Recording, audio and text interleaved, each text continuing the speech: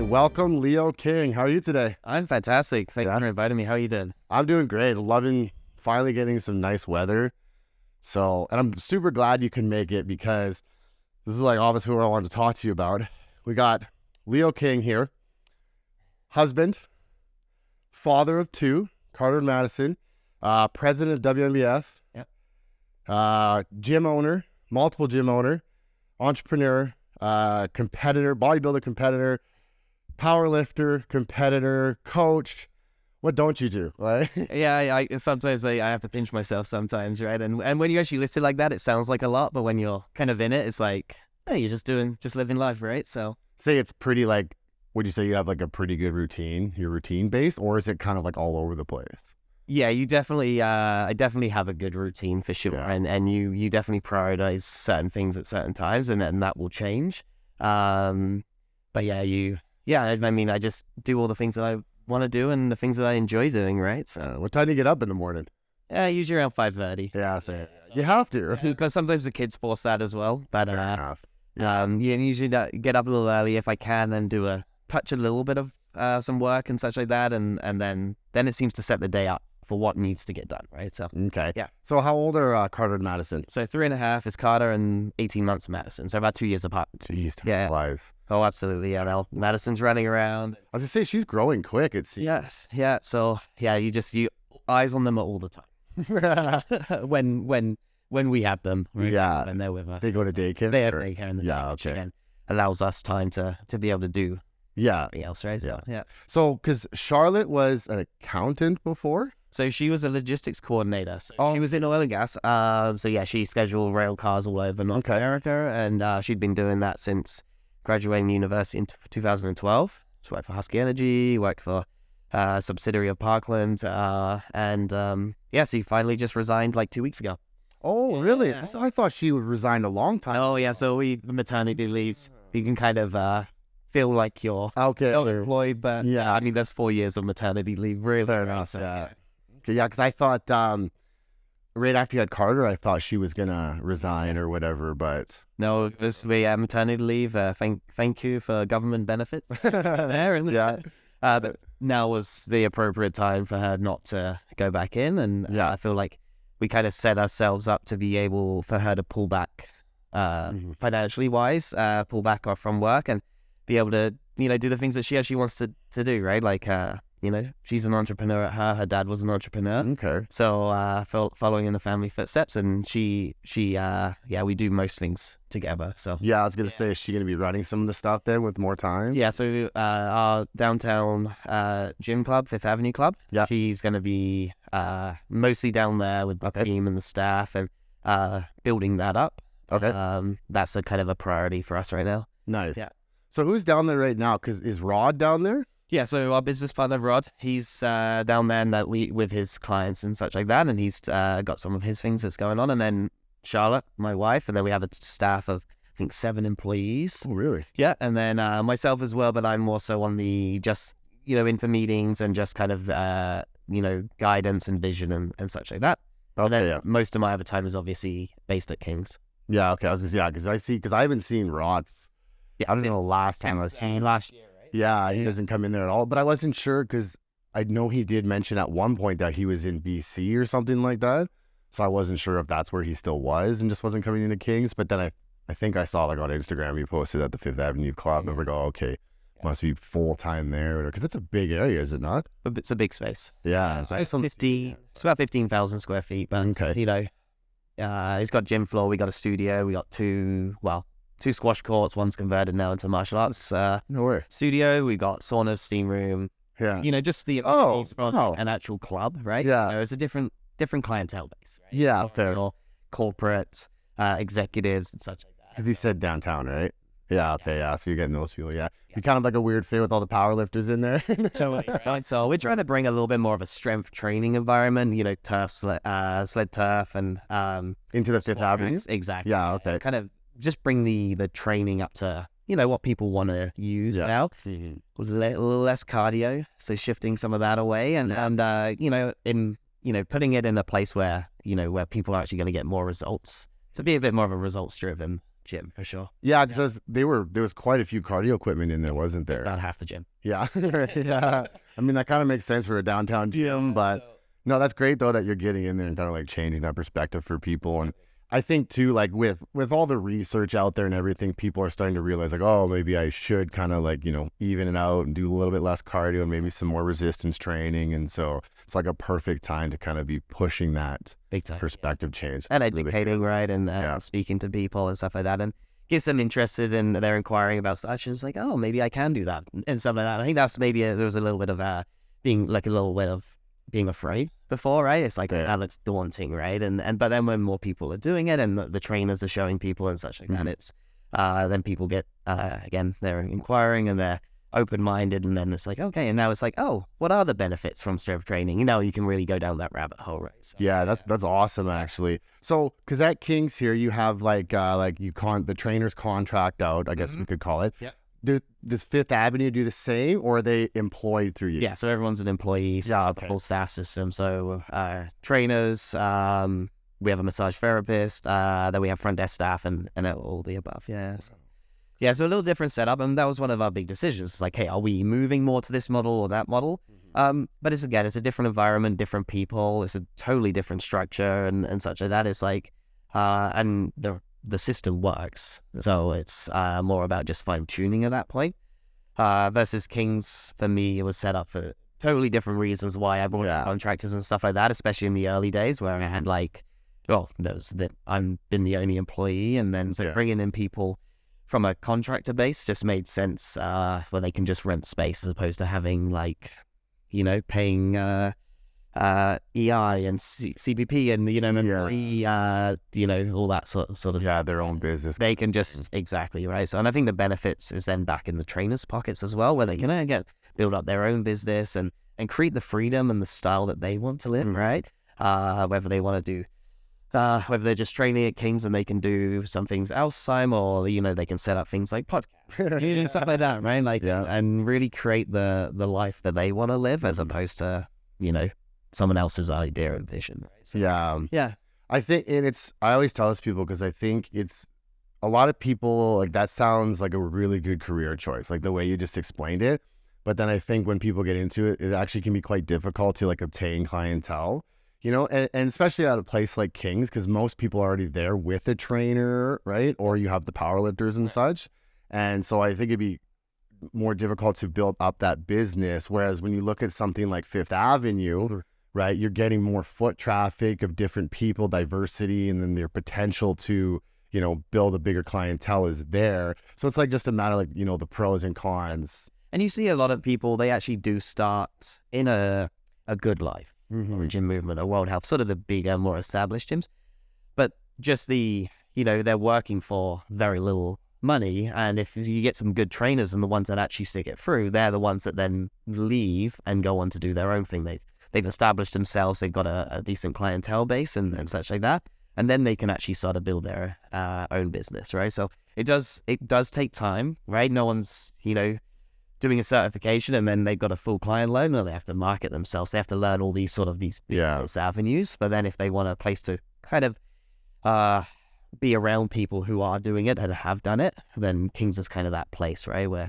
people are usually super open to talking about, how to be successful and how they've done it and stuff like that. And again, people will build their own sort of style and stuff off stuff they know and their own experiences, but using a little guidance as well. Yeah, and I think too the fact that you offer the paid per session, especially for someone such as myself, because personal one or two clients now, because that's not you talked about creating your own thing. I'm all online, right? And so, but I do enjoy the clients that I have, kind of thing. But without someone such as yourself giving me this opportunity, I wouldn't be able to do that because I would be losing a ton of money paying a monthly rent at some place, at some other gym. So kind of like that, all of our style is no minimums, no contracts. It's kind of like, if you want to you've got your one client that you just want to train once a week, perfect. Because you know what? It's still providing a service to yourself or the clients and such like that, rather than being like, I need to hit this $500 a month or $1,000 a month threshold. It just doesn't make sense, right? Again, Well, and the morale around there is so good too, and so I used to work for Good Life Fitness, right? And so like I understand like kind of what you were mentioning about getting in there, because yes, it does help you build a clientele. You gain a lot of experience, but then you also experience what those big corporations are about.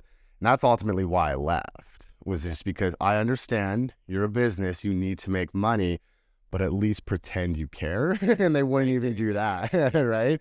And so like that is ultimately why I left, because I was just like, I just can't deal with this. Like some packages, training packages there were over $10,000+ a year.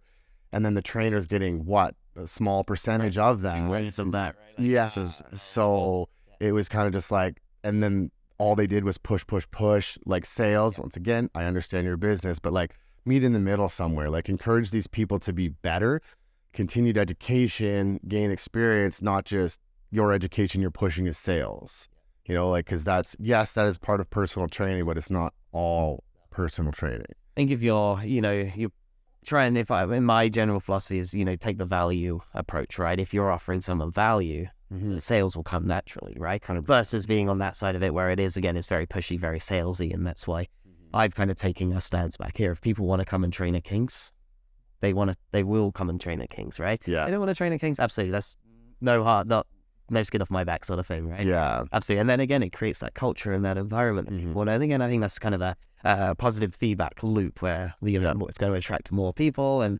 again, create a better environment and kind of go from there. So. Yeah, and let's not forget, like, even just the equipment alone, like, especially for someone like me who is, like, really big into that kind of stuff and, like, the whole, nerding out on resistance profiles and engineering and whatnot. Like, I'm sure most people don't understand what the Prime Fitness equipment is, but I don't think there's another gym in Calgary that has those. Yeah. And if they do, it's, like, one piece. I like to be unique in that sense. Yeah. That's what I enjoy, right? That's like Christmas to me. I like going to different gyms. I like seeing what the environment's about, but I like going and trying these different pieces of equipment. So you won't even just see Prime at Kings, right? You'll see, but there's some Arsenal, there's some old Cybex, there's some, even Hammer Strength. Everything has a place, and it's everything has a different feel. So it's just finding, I'm a little biased or a little selfish in a way, right? I'm like, I want to see the pieces that I like to train with, but at the same time, that's usually what. Others want as well. Right? So, yeah. Well, and it's like you get people coming in there, and it's like Candyland for some people, especially if it's somebody who has like been going to the same gym for a while. Like you got like Fit for Less with such minimal equipment, right? Spend a couple extra bucks, come to King's Fitness, and then they're walking around, they're like, whoa, and they're just trying out every single piece of the machine because it's all new to them, and that's exciting for some people, right? I think most people that's exciting for, and so that diversity of equipment I think is really beneficial. But also too, just like, I call it, like I was talking about this with Matthew, like the communities within Kings, right? But the thing is, you think back to high school, you had your groups, and if you weren't part of that group, you were rejected, but it's like different at Kings, like you got the powerlifters over here, you got the bodybuilders over here, you got, however you want to call it, just general people. And, but everybody can mesh good together and everybody gets along really, really well, where super like, they're just interested, right? It's like, oh my God, like what are they lifting and stuff like that? And then you have like 65-year-old females that are like, that's amazing. Just like super, just like genuinely interested in that. And they just, asking questions and such like that. Again, just adds to that environment. So. Well, and it's like, you go to something like a Good Life Fitness or a Gold's Gym, it's separated, right? Like, if you're a powerlifter and you ask a bodybuilder to use a piece of equipment, you're getting shunned and everything, or vice versa kind of deal. So it's a very good, warm, welcoming environment. And so it's like, I always tell people, what gym should I go to? I'm just like, always Kings, right? Like, and as I always think too, it's like, well, I'm not there a lot, so if you take a bunch of space, it's okay. But I always just say, like, I understand, Kings doesn't offer the saunas and all that kind of stuff or whatever, right? But, there's other means of that, weighing out the pros and cons. And I just think for the accessibility of equipment and for the welcoming feeling and just, like anybody could stop you as you're walking by and be like, hey, Leo, how do I use this machine? And then it's much as any of the other trainers are super friendly. And again, I'm not trying to compete with the YMCAs and the Good Lives that have the hot tubs and the steam rooms and the saunas and stuff like that. It's like, people are coming for a purpose, usually, right? And or an environment. And so again, I'm just remove the competition in my own way, right? Yeah. That's pressure on you, but, for sure. There are some big exciting things coming in the future here. So I don't know if you want to kind of go down that. I do. And actually, what I wanted to start with though, how did it start? Where did it all start? Let's go back to the beginning. How deep? How far? Well, because I met you. What year was that? We were in the small 2017. Was it 2017? Yeah, because we were in the smaller one, but you had another one before that. Yeah. So I mean, I've always been a gym rat. So I started lifting at. I think I had dumbbells at 12 years old, sort of idea, right? And then I started actually a little bit of training at 14, and then in the gym from 14. So I've been I've always had a passion for the gym and lifting, and then helping people out and stuff like that. So came to Canada. I went to did kinesiology as my sort of my background there, and when I graduated, I got into like the corporate wellness and fitness side of things. I was working in corporate gym, just like we just acquired as well. So it's funny how things have come full circle. Yeah. After about 2 years, it was like, I've always wanted to do my own thing. I was online coaching at that time and having pretty good success there with physique transformations, more specifically at the time, competitive bikini athletes, bodybuilders and such like that. But there was always a load on my shoulders with the job and such, and I always wanted to create my own space. And with having that side income, I was like, okay, I'm going to go 2 foot in and I'm going to open up my own space. So in October 2015, CrossFit gym had closed down, and I just kind of took it over. It was bare bones. We had to get in the equipment and stuff like that. But again, generally my philosophy's been start small, start slow, and just kind of build up, right? And just kind of reinvest and kind of obtain equipment over time, upgrade equipment over time. So yeah, that was in 2015. We moved to the slightly bigger space in 2016. I think we met in 2017. We were there for 2 years. I'd outgrown the space again, and then in fall of 2018. Is that when it was? Yeah, it's been 5 years. Yeah. Really? Wow. So, and everything's just been the same philosophy. Just slow growth. They'll just kind of reinvest when needing to, and just kind of snowball the whole momentum, right? So, well, I feel like when you hit the big gym, it wasn't slow growth anymore. It kind of took that a little bit of that acceleration curve, man. Yeah. I think COVID actually kind of helped us out in the long run. I think it was a good time for people to kind of cancel gym memberships and contracts and come to a place where they wanted a place in the community to kind of feel as a lot of that had been taken away, right? So that was our biggest acceleration, was we had doubled our memberships from March of 2020 to June or a year later or whatever of 2021. Wow. Doubled it. And we'd only been open for half the year, I think 6 months or 12 months. So. Yeah, because then we had to shut down or yeah. It was an interesting time, but so that's and then bring us to today, and we've kind of the last year or so it's been feeling really quite busy and cramped and such like that, and I got no more room for new equipment. Yeah. Well, that's what I always say to people. I was like, I'm super happy and proud for Leo and Charlotte. I was like, but dang, there's a lot of people in here right now, right? You got to pick the right times to go work out or something, and which during lunch hour seems to be okay if I remember. Generally, if you're outside of the 4 till 7, it's fine. Yeah. We actually opened up a little private studio as well, which you've used. I think you've done some photo shoots and stuff out of videos and stuff like that. That definitely helped as well. It removed the teams in the evenings, so you can rent that space, and in the day as well, it's got a constant flow of some one-on-one training. So, I'm very thankful that we were able to pick that up during, again, COVID. So, well, it's only the weekend is the only time I can really book or whatever. That's why I do, which is my preferred time anyways. But that's why, you look, the whole week is just booked right up. Because now because ever since you brought in that private gym, you don't see half the people that you used to see because they're there all the time. Yeah, there's definitely a handful of trainers. It just fits their clientele and such like that. So, I was going to say that's great because I know when I was at Good Life Fitness, and obviously that was a much higher client load at the time when I was a personal trainer, they only had this little roped off section for the client and the trainer, but it was also the other trainers and their clients. So technically it wasn't, one-on-one. It was a private training space, but it wasn't just one-on-one. It was but it was like a zoo. You could see everything. It was just fully open, so everybody could see the clients and everything. And so even that wasn't fully comfortable for some people. So having a space where, you can allocate that entire hour to just you and your client, that's a big selling feature for some. That must have really helped some people's business. For sure, yeah. And especially during that time where people were somewhat afraid of coming back and being around people. And I think that's maybe is stigmatized a little bit in some people's head. But and for those that are, again, maybe not super comfortable, it's perfect. A little private training space for them. Yeah. Yeah, and it's fully equipped too, right? Obviously not to the extent of the big gym, but like you got everything you need in there to make an efficient workout program. So, and then like I said, it is like it's perfect for filming. Like it's nice because it's like I go in there though, and every time I go in, and I always make sure to do it out, turn everything back on, but I turn off all the vent fans and everything just because the audio. Yeah. But otherwise, it's like a great space. There's tons of room and everything, and I really enjoy it. So it's like I said, it's just hard to get in during the week or whatever. So if I train on the weekend, I'll always try to book the private gym or whatever. So that's really good. So yeah, so moving to that big gym. So what's the next step then? So yeah, we're looking at an expansion right now. So same area, just again.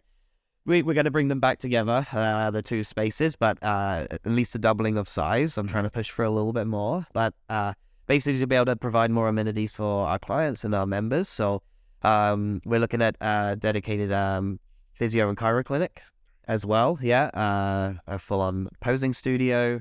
Bigger amenities, changing rooms, benefiting the saunas in each of them as well. So dry heat sauna, and then bigger staff room, more offices, so people can either massage therapists or trainers can even rent their own if they want their own sort of dedicated like workspace and such like that.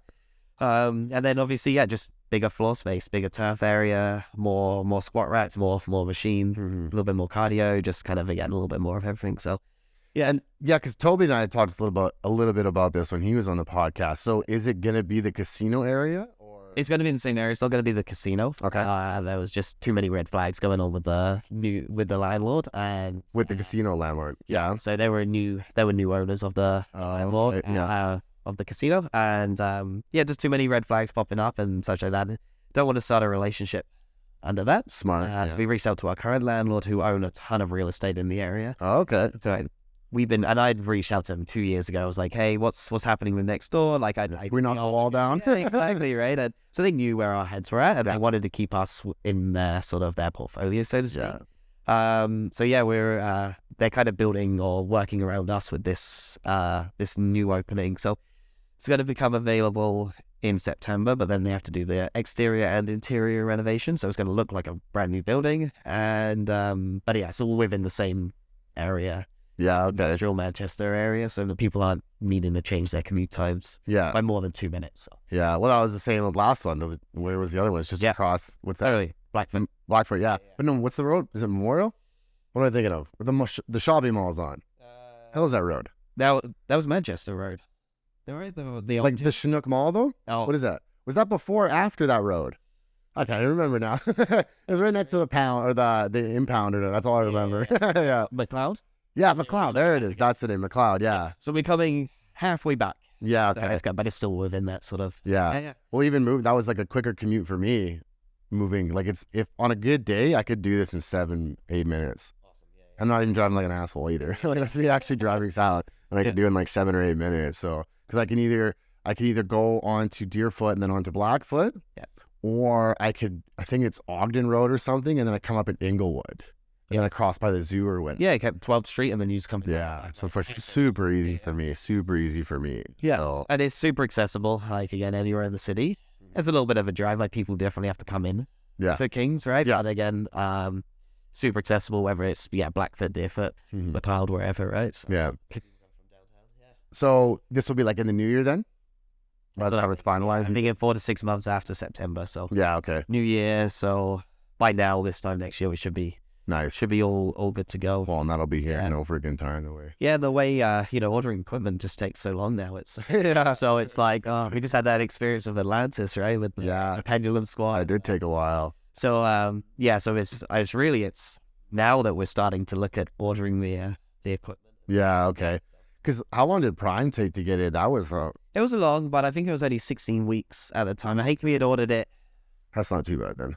I can't, it's hard to remember, but it was because it was quite a while ago. But I think it was around 16 weeks. Maybe it was a little delayed. Maybe it was 20 weeks or something. Yeah, because I remember you're taking a while. And like that 16 or 20 weeks probably sounds like hell to people because like Amazon Prime, you got like 2 days. But they had to like build it all, didn't they? They had to like paint it and build it and everything. And everything's built to order. Yeah. So, a lot of these places, they're not building them in bulk. They're like, hey, this order's coming in. They're building it. They're powder coating it. They're finishing it off, and then it's being shipped either straight to the place or to the distributor, which it's the way Atlantis is done because it's a Canadian manufacturer, and then it's being shipped to the place. So But the nice thing about that is it comes built or they're building it for you. Yeah, exactly. So I didn't know Atlantis is Canadian. Yeah, it's out of Laval, Quebec. So actually, I'm planning a trip out there next month to go to the Atlantis factory and to the Atlantis gym. Okay. Because all this stuff that before it goes on sale goes to the gym first, so then their members can try it all. That's cool. Wicked setup. Really? Yeah. I had no idea that was in Canada. I thought they were American. I thought most of the gym companies were American. Yeah, he started doing it in like the 70s, so he's been in a long time. Yeah, so yeah, and it's just again, it was just because he needed a need of the current equipment, and so he started doing his own thing. And usually, how great businesses are. Yeah, yeah. Well, is Mark's what's he called? What's he called? Smelly Bell, like Mark Bell, like is that's he's American, right? Yes. Okay, that's what it was. Sacramento. Yeah, okay, because you got some of his stuff, right? I mean, his slingshots and stuff like that. He doesn't do too much on the equipment. Oh, I thought you had some pieces from him. Are you talking about the Fortis gym? Right. I just thought Mark Bell had that or whatever. Yeah, he has a gym and he has, fair. All the cool equipment from Rogue, the other companies, LEP FTS and all of that good stuff, right? But I tell people like most people know that I'm very nuanced and nerdy with things, and like that's where the equipment at King's is just the opportunity to bring a better workout because of like adjusting resistance profiles or adding bands here or just the way the machine itself is set up. Like I myself really struggle with hamstrings.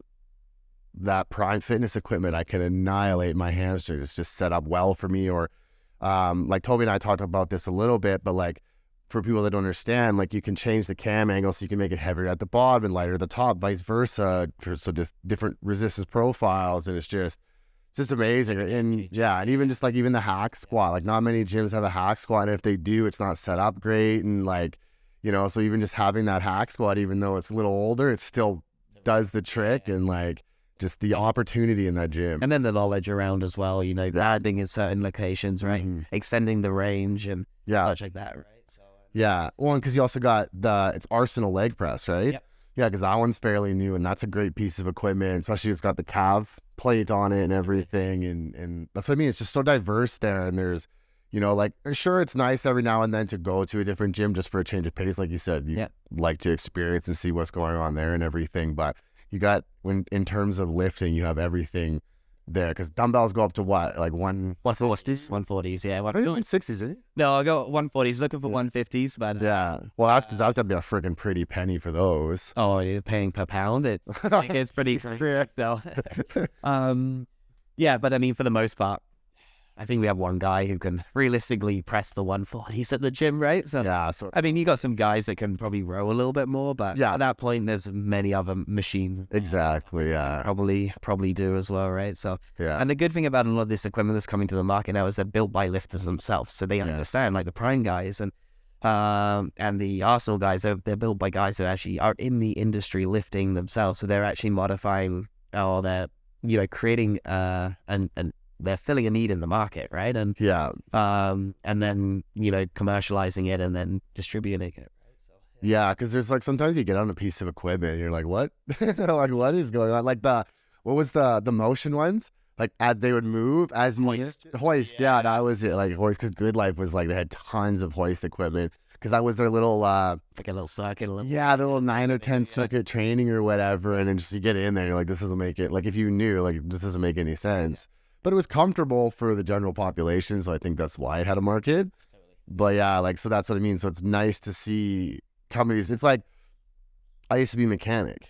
Yep. And you go to work on a car, you're like, an engineer has never worked on a car before. Because why is this piece in this place? Like, this is ridiculous. Like, I cannot get my hand here, right?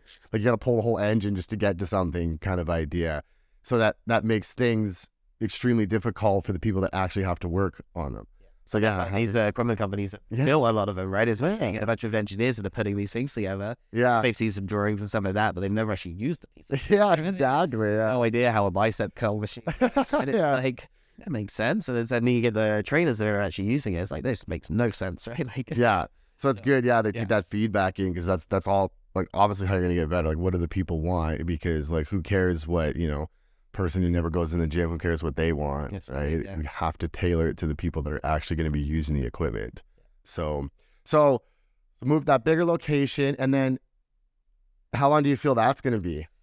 I've had it for a while. Yeah. People keep asking me, it's like, what's the big mission and stuff. Yeah. Like, I don't know if having multiple locations is the right way, because sometimes that could just create more of a headache. And Yep. All right, and but I think this is now providing more of the services and things that I want to see in Kings be able to offer, right? Chiro, massage, physio, and stuff like that, and just having most of the equipment that we want to see and such like that. So I think this will be a good size, and hopefully for quite a while. Yeah. I don't even think bigger is always better, but I think it's bigger to a point, right? To be able to offer what you want to offer. Do you need 30,000 or more square feet? I don't think so. I think that just becomes more of a headache than anything else. So something that's still niche and still has that environment where people want to come and train. But again, I think when it's the bigger, even the bigger space you get, kind of removes some of that feel, right? So yeah, you just need enough space where we can get benches around without crashing and everything. I was watching Matthew the other day, like 2 people had to come help him out because he couldn't get it around the house. No, so that'll be great or whatever. Like it's not that bad though, but you're right. It does kind of like, it compresses your vision because it's like, wow, it'd be nice to have this, and this, but I can't because we just physically do not have the room. Totally. It's funny when we came into the space, it seemed so big. Yeah, that's exactly. Oh my God, it's all the way down there and all the way over there. I have to get a piece of equipment. It's just taking forever. Yeah. Now it's like, oh. Okay. Yeah, it's like, God damn it, man, we need more room in here. Exactly. Yeah, because I remember that, like the day we moved in there or whatever, and it was just like everybody's like, holy crap, like there's so much space. And and then as the months went on, and like new pieces of equipment would be sitting there ready to be put in place, and everybody's like, where the hell is he gonna put this? Like, hey, but you made it work every time, like. Because you have sold like a handful of equipment as well. I've actually probably replaced most of the equipment. Yeah. There are some things that we've kept, obviously the side decks and stuff, which hopefully will last just forever. Yeah. Such like that. But yeah, we had a whole line of I think everything's pretty much been replaced. Yeah. We had an old cable in the middle at the beginning, and now we have and then Life Fitness came in. And then we try to make a trainer in the corner too. Didn't we put the 2 pieces together? We took it apart. It's just, it's an evolution, right? Yeah, no, it's awesome. Yeah. It's really great to see, to watch it all change and just to be a part of it as well. It's really nice. And so, because I always wondered just the way, like I said, how fast things like expanded and grew as soon as you got into that big gym. If that was going to be something, and then like hearing when you invested into that Fifth Avenue club, like is this going to be something? Like, is there going to be multiple gyms, like a franchise and stuff? But I do understand like what you're saying though. Like, sometimes you just get too much going on, and then what does it become about? Right? Yeah, there's a point where fulfillment is taken care of in many ways, right? And it's like, then it's just ego. Yeah, in my opinion, right? It's like, I mean, if you can get everything out of one location and the stress is very low, then why have 10? Right? Yeah. Just grow your head a little bit more, sort of thing, right? Just at that point, to me, it's almost worthless, right? And again, but it is more stress and stuff like that. So. Yeah.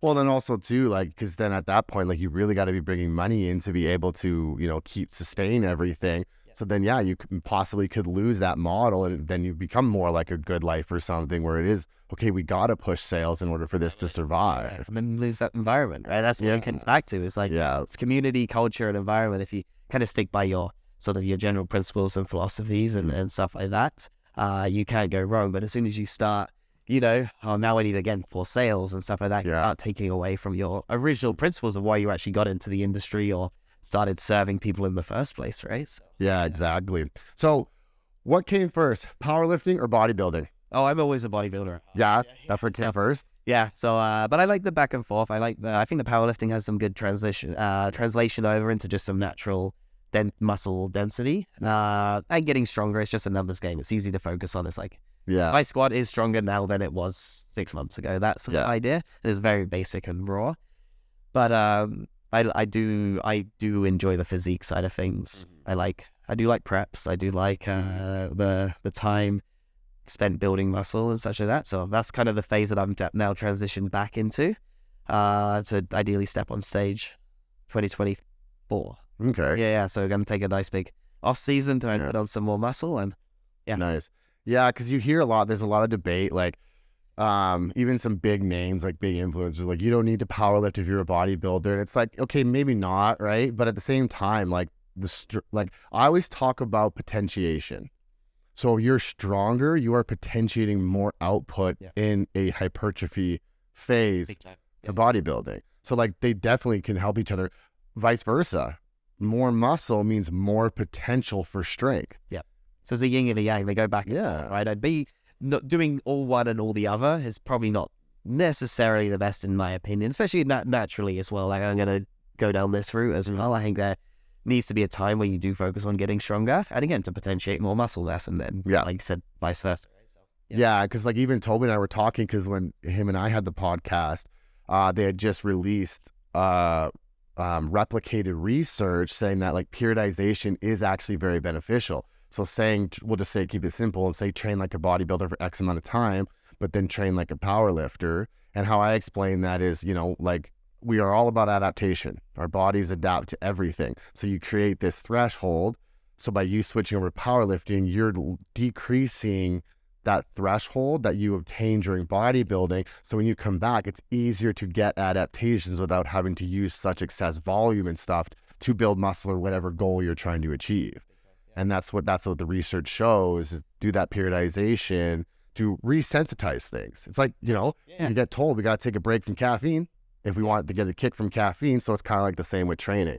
You know? Food as well. I think, you know, going through these constant surpluses and stuff like that, you gotta resensitize and drop some food and lose body fat and potentiate some more muscle mass. And when you do put in some more food again, right? So there's always these cycles up and down. Yeah.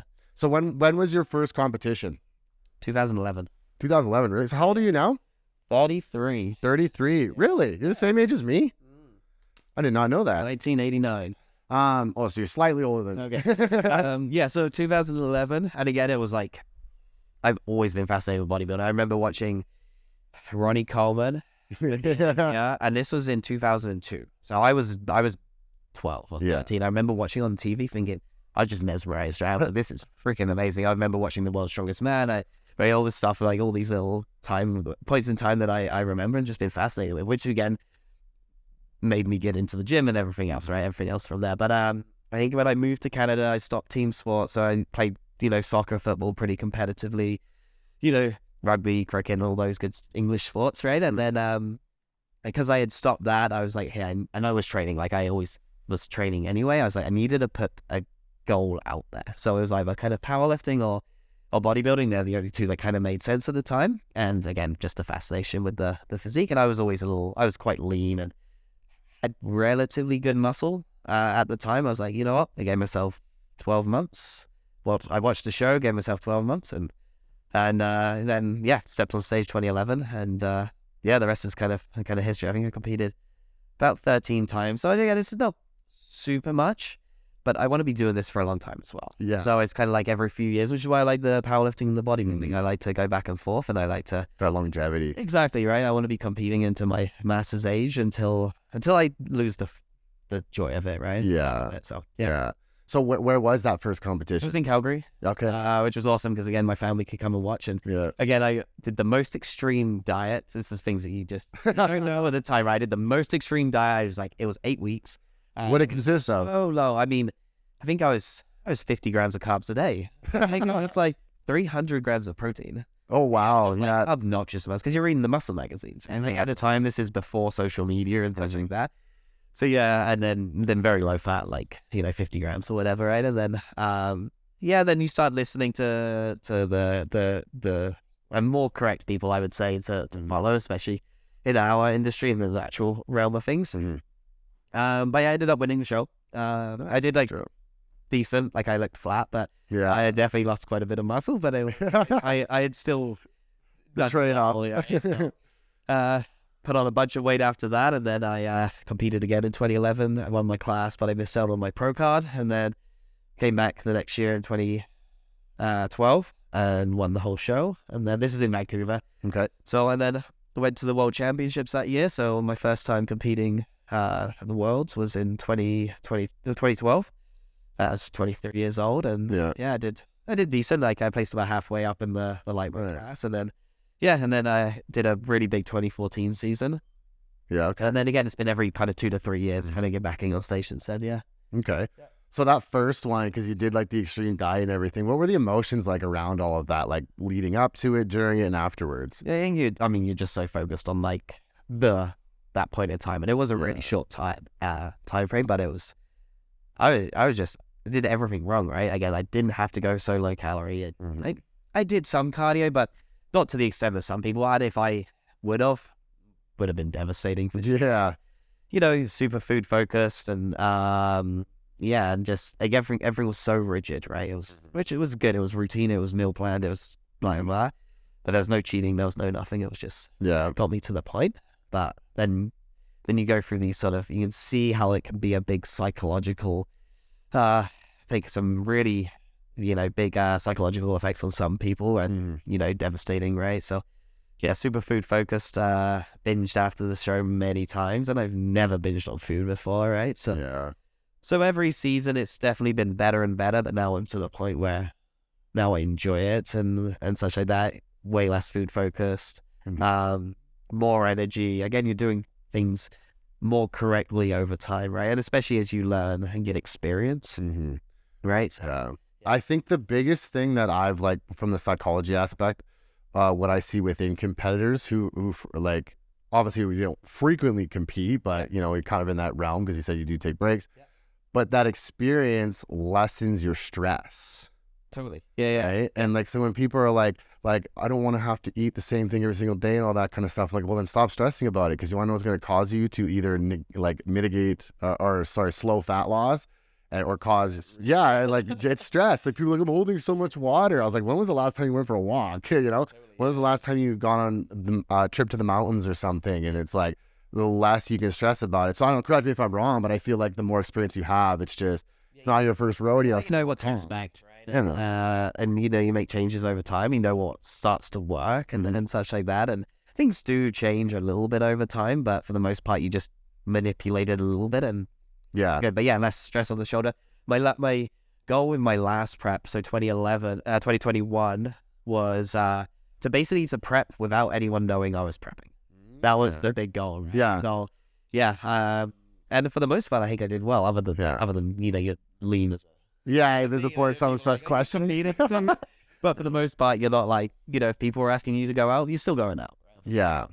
Eating the food that everyone else is eating and stuff like that. And you're not restricting yourself, right? And my wife Charlotte was pregnant at the time as well, so we had Madison in September. I competed in like October, November. Wow. So we had a new baby as well. So it was like, trying to keep the stress off her, keep my stress down. Yeah. Just keep everything was way more balanced, and everything was funny because it was so much easier.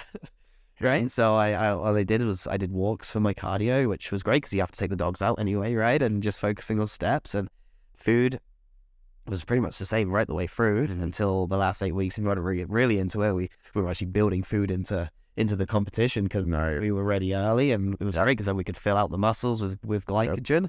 The skin was getting kind of tighter as well as we were filling up, and then just like this nice gradual lead into the competitions, right? So again, mindset changes over time, experience and stuff like that, and life changes as well. Owning multiple businesses now, kids, wife, things like that never happened in 2011. Yeah, it was totally different. Yeah.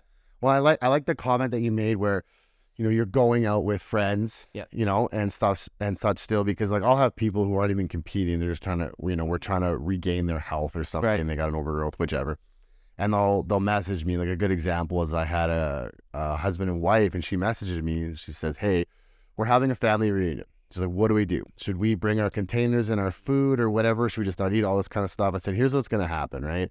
You could bring your containers and your food, okay? Everyone's going to poke fun at you. You're going to see all the desserts and all that kind of stuff. You may get through it all. You'll go home. You're going to be proud of yourself. And then you're going to binge eat so bad that night or the next day because of the stress that you placed yourself under."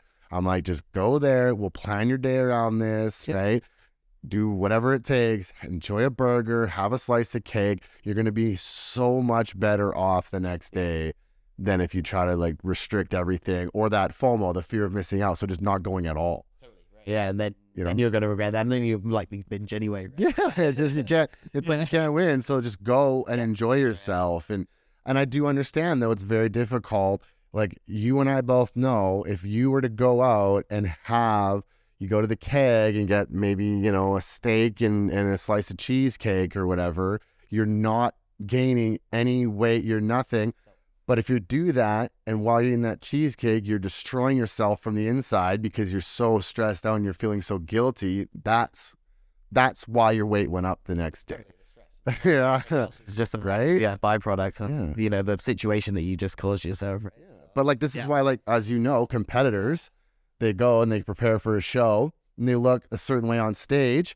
And then afterwards they go out and eat and have a great time with friends and family, look even better the next day. It's because all that stress reduction. They didn't care that they were eating that food. And, you know, there's some other things as well. These people, they're still dehydrating before us stage and stuff like that. And now they're actually hydrated and they've actually got some sodium into the sodium and stuff like that. So, again, these are all the things that, again, mistakes in the past that you sort of learn and stuff like that. It's like, and again, go out and have a little bit of sodium on some steak and potato. Oh, man, I look amazing. Right. What is that? And then why am I depleting that before coming into the stage, right? So, again, working with a good coach that has some good eyes as well is very beneficial. It does. Even as a coach, right? I mean, coaches should have coaches, especially when they're, especially in that situation, right?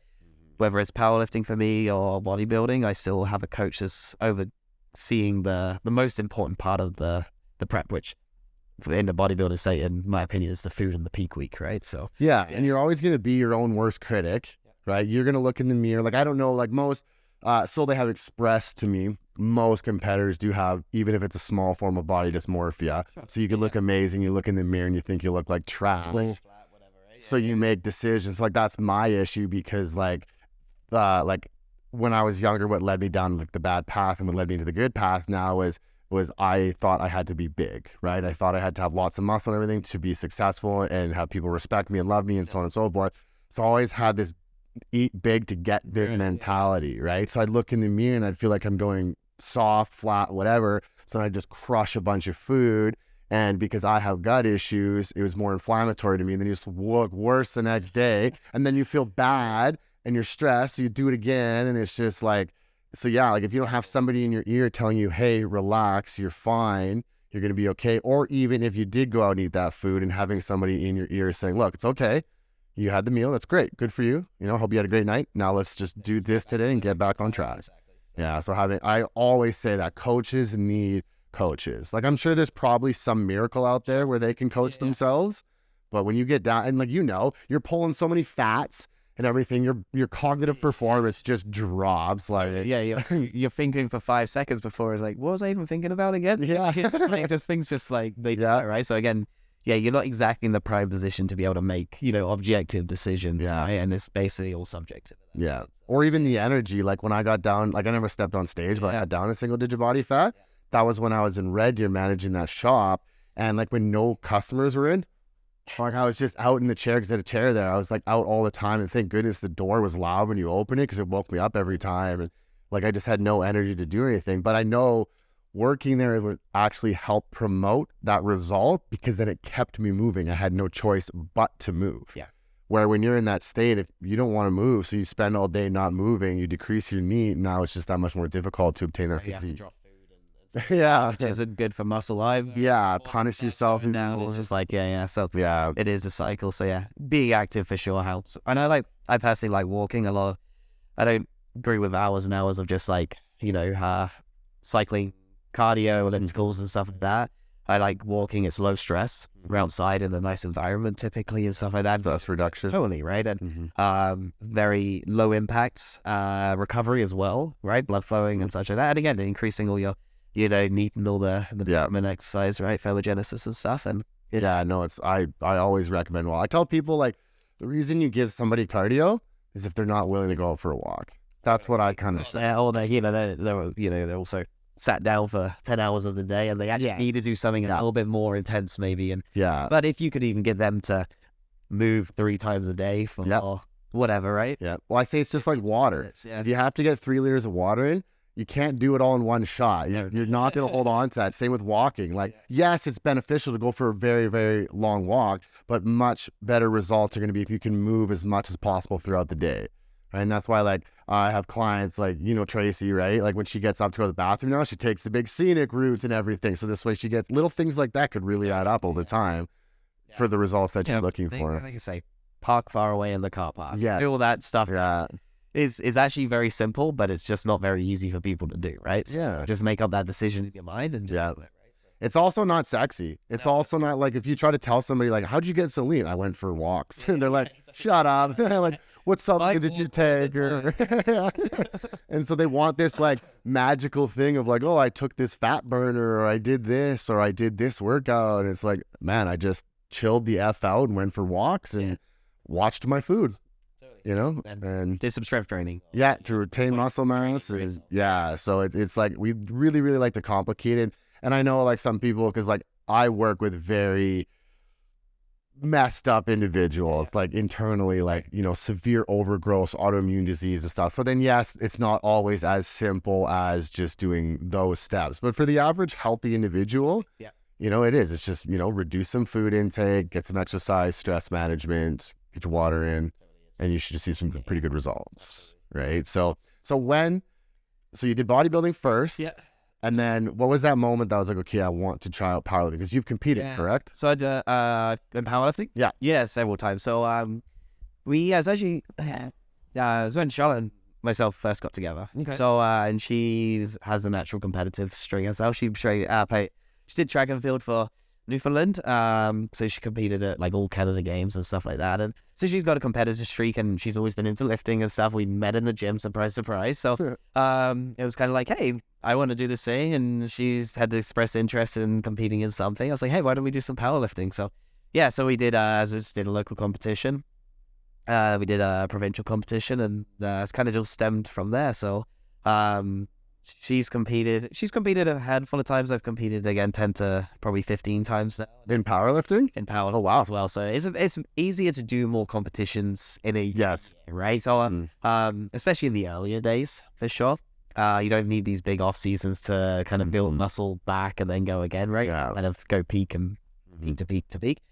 I've competed all the way up. Nationals, I've competed 3 times. I've competed at Commonwealth Powerlifting Championships last year in New Zealand. So I competed for Team Canada. So I've done most of what I want to accomplish on the powerlifting field. There's some numbers that I haven't quite hit, but you know, I feel like I'm competitive enough at that level, and that's what I want to be. If I was to focus everything into powerlifting, it would remove from my ability to be able to bodybuilder the ability that I can, right? So again, I like this balance, and maybe I'm 90% as good as I could be in any one of them. Okay, but at least I'm competitive in both, right? That's the way I kind of look at it. And again, I want this like longevity factor, and to be able to compete, you know, until masters kind of ages, right? So like, if you put it 100% into, let's say, powerlifting, where do you think you'd be with that? Yeah, it's a tough one because there's some genetic, just in any sport, right? Some genetic elites out there. But I think, you know, I would be competitive at nationals.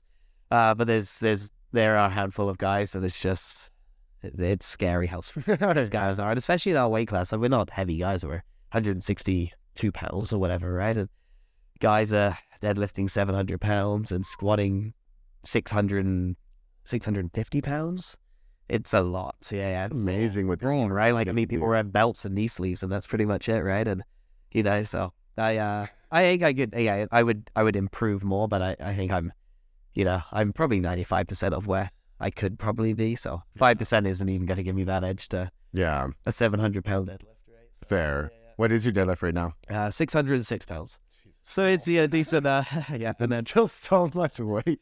Yeah. So and then squats 525 and 300 pounds.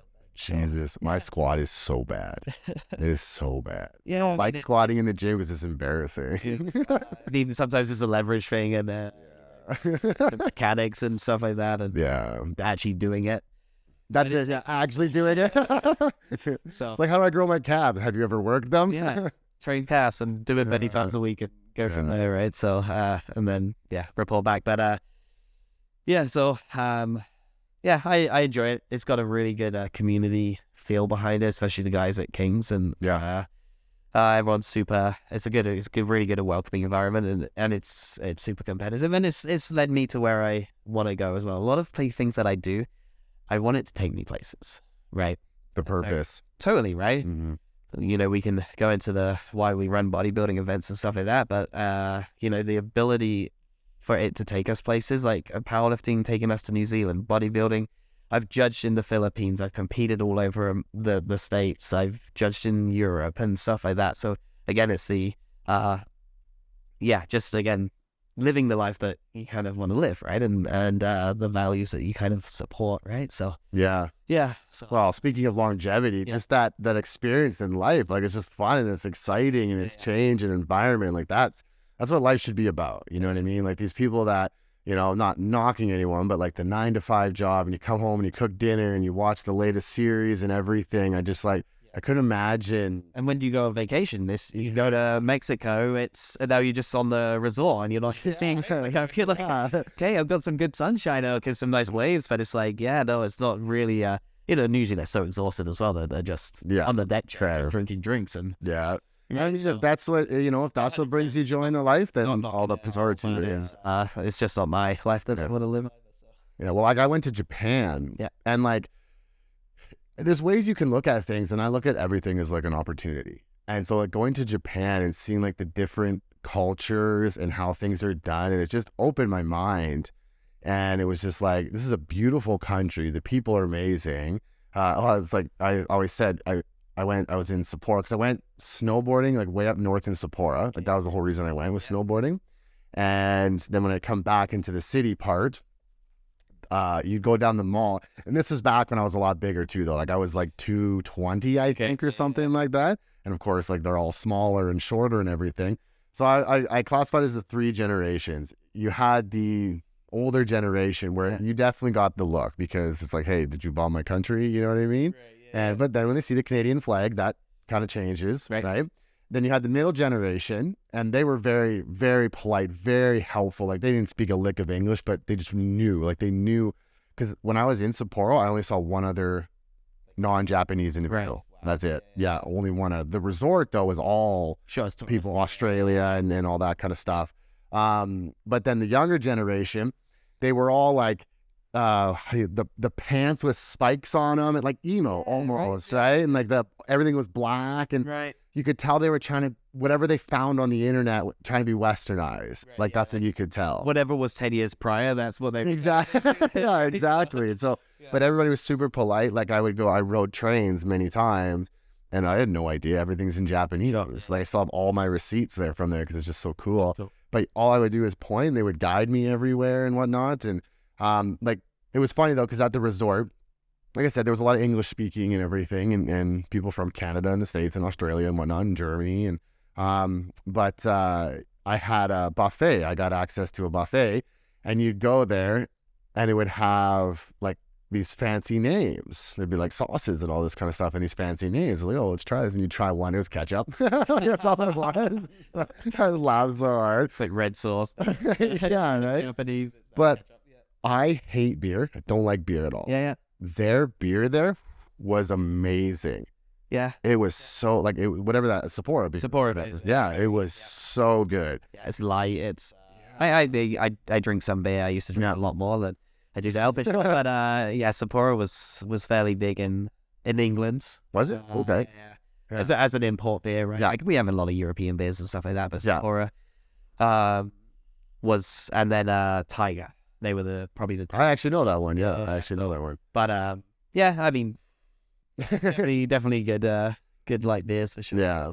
But no, that's really cool that like you venture everywhere, and like that's exactly it. The powerlifting, the bodybuilding, it gives you that opportunity to go places and do things, and like just like the networking stuff like that, and networking and such like that. Now we have people come from all these countries to come to our shows as well. I like to think so. Some of that, travel and again meeting people and getting that experience definitely kind of comes full circle. Yeah. As well, now people coming to our shows to compete. And everything, which is really cool. Yeah, so I definitely want to talk about that division, but I wanted to ask, what's it like prepping for a powerlifting competition?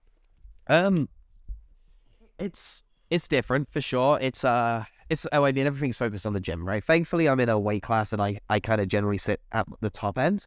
So I don't have to cut 10 pounds to be a weight class. So that would just add another stress load to a lot of people's preps. But the training sessions are long.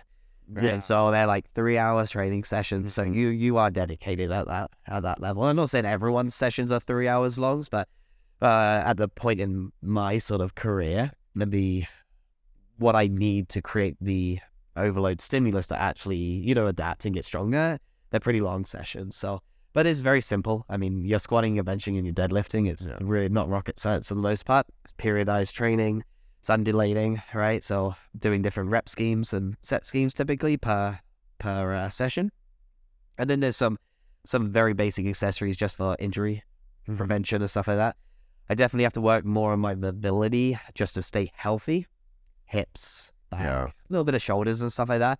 Versus I find bodybuilding, I don't have to do as much of that stuff because again, it's, you're focusing on stimulating a muscle versus moving the most amount of weight possible, right? Yeah. So it is different, but not overly different at the same time. So well, that's how I always explain. That's how I explain it to people. Bodybuilders are trying to find the most difficult way to lift that weight, while powerlifters are trying to find the easiest way to lift that weight, right? So because you say 3 hours, is that because there's just such long rest periods? Yeah, it is. Yeah, I mean, I'm doing, especially when you're doing, say, 6 sets of 5 on the squat, right? It's heavy load. You're at 80 to 85% of your max, right? So you need 5 to 10 minutes just to fully recover, just to hit the next set. Just to get the volume in that you need. Plus, you've got to warm up and such like that. That's an hour of squatting. Benching a little quicker, just because again, your recovery on a bench press or a chest is less chilling, right? So less range of motion, etc. Right? So it's typically 30 minutes or 40 minutes, and then it's deadlifts, which can be 30 to an hour as well. Right? Yeah. So when you add all that in, plus a warm up and stuff like that, it adds up. Yeah. So, and I'm not saying that's every single week, because typically, you're building on volume as you're progressing. But typically 2 to 3 hours is kind of that range. And so blocking off that time and making sure. Yeah. For those that don't know, like the reason the rest periods are so long is because that's what it takes for that CNS to recover, to get that maximal output, to actually achieve those adaptations. Right? Like, I don't know if you've taken clients through those kind of workouts. I try not to go 5 to 10 minutes because I feel like it's not value for their money. Right. But when we try to hit like the 3-minute mark or something, this is why I'll superset. Me too. Right? Because then that way you're getting, you do a squat with a dumbbell lateral raise. That way they get a decent enough break, but they're still doing something so they feel like they're getting their bang for their buck. Chuck in some core in between. Yeah. Yeah. And so obviously it's not going to be like the most optimal powerlifting, but you're still going to get some good strength gains doing that while keeping that client like entertained and feeling like they're getting value. Because could you imagine just sitting there for 10 minutes? I've done that with like someone like Tracy, because we worked together for so long, and like, so bless her heart for that. But we've literally taken like 10-minute rest periods between a deadlift because that's what we wanted to do for that week. Was maximum strength. That way. So yeah. So if you so you've won. So have you won in powerlifting competitions? I placed in nationals, never won. So the way it works is there's a few different international competitions. I like to say it's like A ranked to B ranked. Okay. A ranked is like worlds. That's like that's like the one person from each weight division goes to worlds, and it's like the mecca of competitions, right? And then you have like these B international competitions, which is generally the guys that place between 2nd and 5th, sort of in nationals, right? So again, competitive, but not the very top guy. And they're Commonwealths, they're North American powerlifting champions, Pan Americas. Like, these are these kind of competitions where mostly worldwide, but not quite the world level. So that's where I was able to go to, and it's an application based. So basically, and it's based on your nationals. So you have to go to nationals to be able to participate. Okay. Then you apply through Team Canada, and then if you get selected, and again they select the best of the applications, and then you make Team Canada, and you get the gear and the singlet and all that good stuff, and so that's the top level that I've competed at, which again, in my mind, I'm very happy with. Bodybuilding, I have competed in the World Championship 7 times. I've placed 2nd in my weight class as well, so I do feel like I am a better bodybuilder when we are comparing the two. But again, I just like some competitive outlet during my sort of off-season building seasons. Okay. So between let's just call it the biggest victory. So the biggest victory in bodybuilding and the biggest victory in powerlifting, which was more satisfying? Oh, the bodybuilding for sure. Yeah, absolutely. And maybe if I won nationals, it might be a little different. I find that there is more of a team aspect in the powerlifting. That's what Sydney was mentioning. She says she loves the team, loves the community. Like, and I'm not saying that's not like we at our World Championships again, because I'm part of the WNBF Federation. We do bring a team, and it is different. We try and create this team factor, but you still, even though both sports are individual basis, it seems like there's more at stake on the team, like game day performance from your coach and people helping out and just your teammates that are there and stuff like that. It just seems like there is a little bit more of this community base feel in powerlifting. Yeah, okay. Yeah, so. Okay. Yeah. Would you say bodybuilding is like was you said you felt was more satisfying? Is it because more grueling coming up to the competition? It was actually the prep that was like my least grueling prep, right? It was really that I was like, I'd actually like that's probably why it did so good. Yeah, so this rah mentality of like you must do more and you must do better, and I think it actually can be a detriment sometimes in bodybuilding. But no, it was just because it wasn't the World Championships, it was my highest placing, and it was something that I'd always wanted to achieve a top 5 placing there. So to place second was just phenomenal. It was just meant so much to me, right? And I competed in the championships 3 times in 10 years, so yeah, it's been a while of competing. Yeah. What's the environment like in that situation? Like when you're on stage posing and stuff, like is there a lot of people? Is it like there's a lot of audiences. That is a good energy factor for which is good, because again it just makes you kind of really focus on your posing and such like that, and you definitely have this energy of the guys that are around you every time they're moving a place, and you can kind of feel the vibes change. Yeah, okay. Like that. But you're just focusing on yourself. What can I control, right? And again, it's just making sure that you're kind of you're engaged the whole time, right? You're not taking rest periods in between, right? Because the judges are noticing these little things, right? So you have to be super focused and engaged and on that whole time, and and then you're just trying to perform your best, right? And performance is the goal in any sport, right? It's just how it's kind of seen or viewed or whatever in the bodybuilding a little differently. So yeah, because I guess like obviously, correct me if I'm wrong, because I've never competed in either, but like when you go out and like you're powerlifting, you go out, you lift the weight, and then you're done, right? Where like bodybuilding, you're in there, you're flexing the whole time, because like obviously posing is a huge part to the to winning as well, because you got some people with like phenomenal physiques, but they don't pose great. They pinch their backs, they don't know how to show the physique and the muscle that they have, right? So we talk about working with coaches. Another thing, there's posing coaches out there, but it's different for sure. Like you're on stage for 30 minutes, just posing every single muscle all the time. It's a hard workout for sure, right? So, but yeah, powerlifting's a little different. You're kind of going on, you're doing 1 rep, and then you're back for 10 minutes because that's how long it takes to go on the platform, right? So again, a different energy. It's kind of like this, I would say, it's a slow, you can feel like the minutes come up to getting on stage and the excitement and the for bodybuilding. As it's kind of like you're starting to get pumped up, and it's like this sort of thing, right? Versus I'd say in powerlifting, you kind of bring your energy up to warm up, and you're engaged and you're focused, and it just stays for like 3 hours straight. But even though you're on and then you're off for 10 minutes and you're on.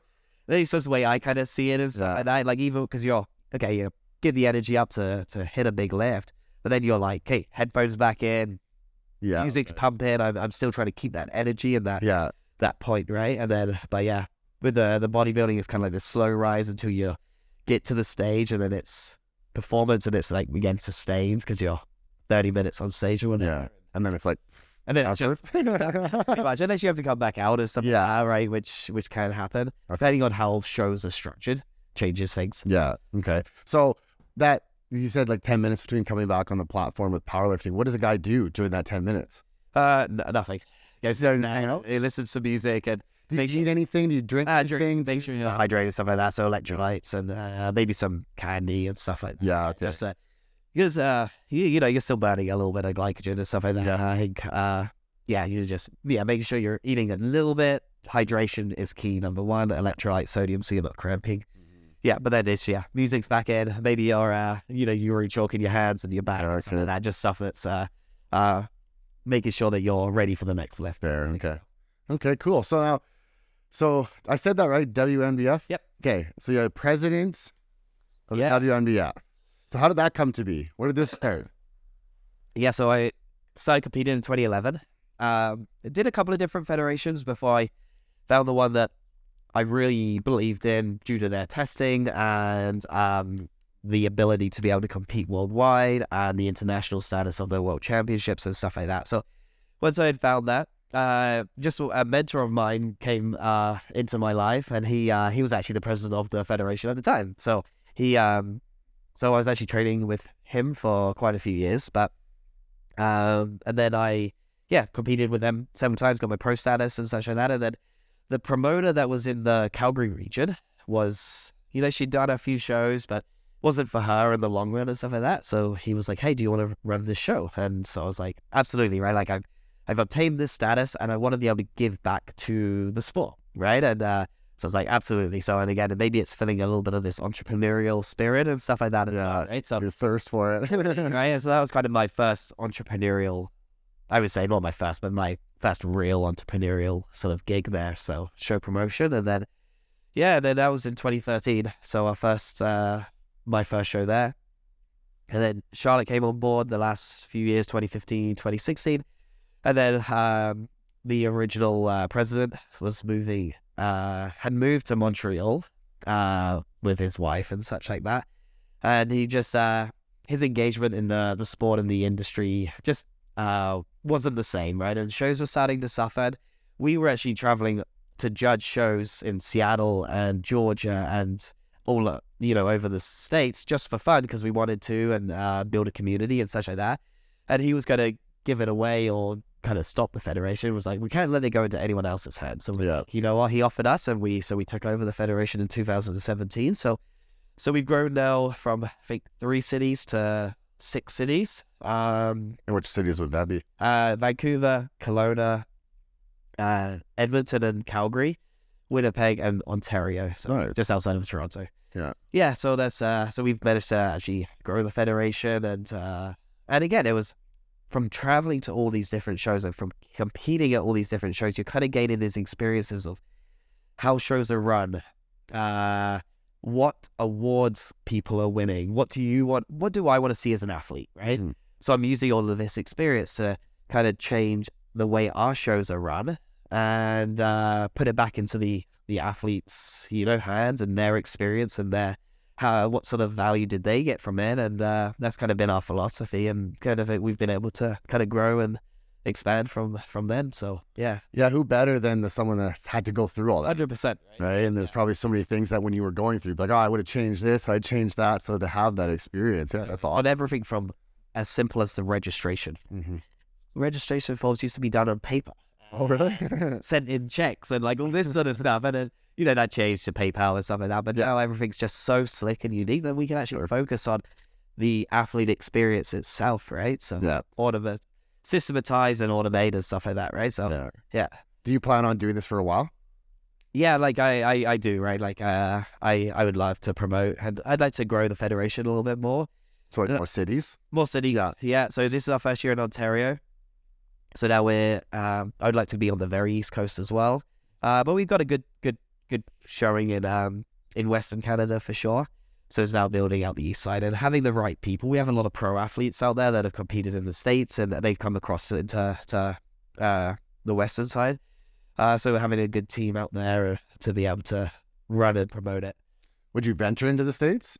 So the way the structure is, the main affiliate is US based. Okay. So we're all an affiliate of WNBF, which is yeah. So it's over 50 countries. So again, WNBF Philippines, which is where we judge, WNBF UK, Spain, Pakistan, UAE, Brazil, Colombia, Mauritius, which is another place we're going this year. Oh wow! So yeah, it's growing worldwide. Yeah. When during that transition time, 2014, new presidents took over the actual federation. There was, I think, 7 international affiliates. Now there's 50. Oh, wow. Not even 10 years, right? Wow. It's pretty crazy. The growth in Asia has been phenomenal. Yeah. Well, you go on YouTube, you see all sorts of countries bodybuilding now and stuff. So just for those kids that don't know, WNBF. World Natural Bodybuilding Federation. So we're 10-year ban, substance-free, polygraph testing, and then confirmation with the urinalysis testing. So we do it in both ways. So we can look back in time and in present. So yeah, because I was asking, Toby and I were talking about that because do you know who More Plates, More Dates is on YouTube? Doug? Yeah, and so he was talking one time about how like a lot of guys, when they run only the polygraph, can actually, you know, get into these natural divisions while they're enhanced. Right. Yeah. And I was asking Toby, I said, has that ever been an experience? And he said no. He said it's pretty locked down and that people can't. I've seen the way polygraph tests are done. Obviously, I've done 10, 12 myself, right? But I've actually witnessed someone enhanced doing it. Okay. And but trying to beat the polygraph, right? Like they come in open-minded. Yeah, I want steroids and stuff like that, right? It's like, but they were using quite a few things, clenbuterols, and it wasn't like, so it wasn't, not like straight tests and stuff like that, but still stuff that was, you know, edge and said, I think prescriptions diuretics was a big one with him as well, and you see the test and it just goes berserk. Really? And it's like, so I mean, we failed. It's a handful. It's not very many. Not many people try and beat it. I know that in other countries they have more of an issue. Like in North America, it's for the most part natural athletes are competing naturally. Enhanced are competing in the enhanced route, and it's absolutely fine. There's places for all people to compete, and that's not a good or a bad thing. But you know what? I don't think I think when people make comments like that, they just have no idea. Really, like they unless it's him that's, you know, said that he's been there. I don't know, right? Like it's whatever. But I think people are making a lot of false statements for whatever reason. It's usually just to hate on a certain type of people or a certain federation or whatever. So what? So you said you've seen a few people or whatever. Is there often people trying to squeeze in, and like what makes them think they can? They just think they're going to beat the polygraph, or they're not even going to be tested. They think it's a facade, right?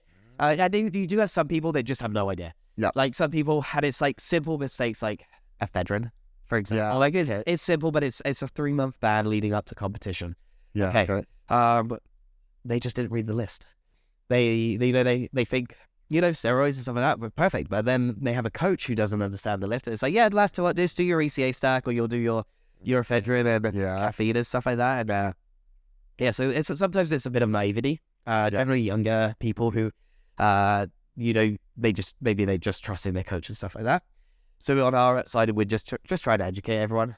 Put the content out, educate coaches and stuff like that, and the athletes, of course. And then, some people legitimately just don't think you're going to do it. Really? And some people, like, it's like they're seeing a doctor, and now that's given them the rights to be able to, like, females more in particular, like, you know, taking small dosages of testosterone, estrogen, and again, for health reasons, absolutely, I'm, like, all for it, right?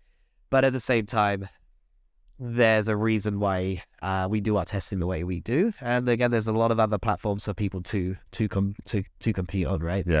But usually those people as well, it's like, oh, you're not just taking this, which you admitted to.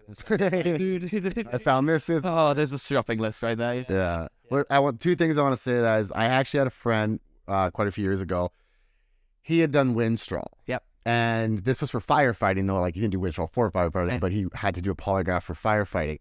But the way he was educated on Winstrol is that it was nothing. It was so minor. It was whatever. So when he went into the polygraph, so obviously subconsciously he felt some way because it got detected, and they didn't let him in. Not because they don't care about Winstrol. Half of the firefighters is the fact that he lied.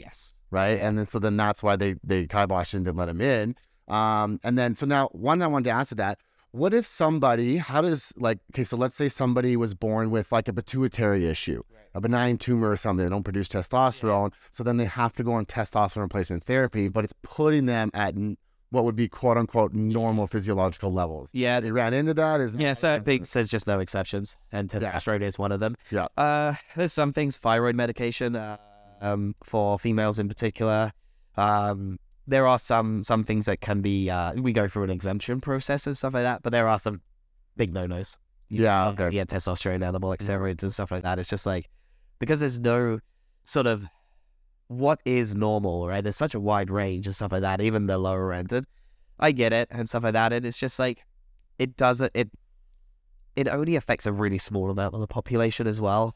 And it's just like, yeah, sorry, but we have to have a hard and fast line. Otherwise, it's like you start getting into this murky water, right? It's like, oh, I decided to let this guy in, and then it's like, exactly, but he was only on 100, but I'm going to take 200 or whatever, right? Like, it's like, it's just like, oh, okay, and then it's like, where does it end? And then you just, then you just lose your values and stuff like that, right? So, yeah, for the most part, it is pretty hard. But there are some definite exemptions. ADHD medication is coming up a lot. Yeah. Now, why I'm making posts on ADHD. and so it's like, but are people actually being diagnosed with it, and they're actually being given it? So we definitely need doctors signed off on it and something like that. They are tested on, are you taking this to enhance your performance? Yeah, right? You could take high enough dose. Are you taking more than what is prescribed in the doctors and stuff like that? So that's kind of where a lot of our questioning is going now. Okay. Is actually getting real specific on the that's smart. Okay. Yeah. So Vivides is the more popular one of like Vyvanse one. Vyvanse, yeah, Vyvanse. Yeah. But even like things like Ozempic and stuff like that, which now more and more people are taking for that loss, when it's I just don't understand. totally right. Don't understand. Ozempic conversation drives me insane. It drives me insane. But yeah, no, I got even because like so when I was younger and I had done like Dexedrine. Well, I tried them all. I did Adderall, Dexedrine, Ritalin. I don't think Vyvanse was out at the time. No, it's more. Yeah, but like you get hyped up. Like we did it. I was at university and stuff. Yeah. Like so, it's great. Yeah, and like dopamine, like. You're looking at your healthy metabolism. So these people are spiking their dopamine. So they're not only, yes, you're moving, you're more motivated, but the physiology is actually increasing the caloric expenditure as well with that dopamine response. You're using less cortisol until it wears off and you get that rebound. And, right. you know, your dopamine actually gets less. I just had a conversation last night with someone because she's like, Vyvanse doesn't do anything for me anymore. And I said, because your brain downregulates and you build more COMT, which is the enzyme to break down dopamine. It's reacting to that Vyvanse. This is why, like, if you get a doctor's prescribed, you should probably stick within that doctor's prescribed, or whether that's going to happen. Yeah, absolutely. So I could see people using that for like a cutting edge or whatever. So I was going to say too, like when you're talking about like the testosterone, and you said like the one guy 100, 200 milligrams, because I'm seeing now that doctors are prescribing 200 milligrams for testosterone replacement therapy, and then they're coming back 1,400 nanograms per deciliter, and their estradiol's in the red and everything, and it's like, I don't understand why they're prescribing such high dosages now. I have no idea. Right. It's a whole area of the sport that I educated enough just to understand how to look at it and see it and stuff like that, and especially within our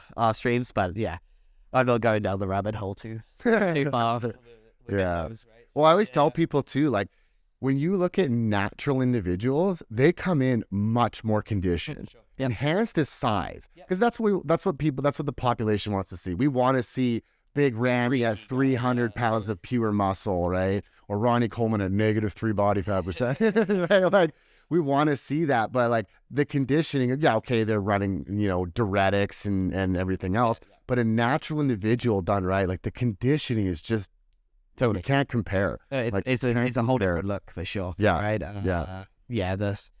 And again, I'm assuming it's some water retention for the most part, maybe on some of the drugs that they're inflammation and So but they do.